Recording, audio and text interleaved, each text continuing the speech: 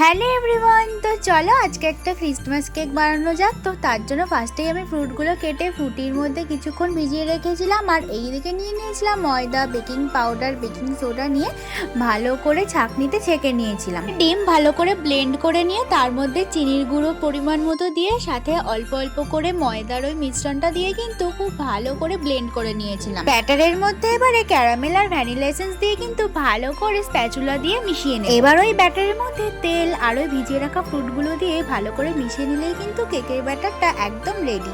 এবার একটা পাত্র নিয়ে তার মধ্যে কিছুটা অয়েল ব্রাশ করে নিয়েছিলাম আর পরিমাণ মতো ব্যাটারগুলো সব ঢেলে দিয়েছিলাম। এর ওপরে কিছু কিছু ড্রাই ফ্রুটস ছড়িয়ে নিয়ে মাইক্রোওভেন 5 মিনিট প্রিহিট করে তারপরে কিন্তু কনভেকশন মোড দিয়ে 5 মিনিট দিলেই কিন্তু একদম রেডি হয়ে গিয়েছিল কেকগুলো কিন্তু অনেক ফুলেছিল। তোমরাও কিন্তু 25 ডিসেম্বরে এইভাবে বাড়িতে কেক বানাতে পারো। তো চলো আজকের মতো টাটা।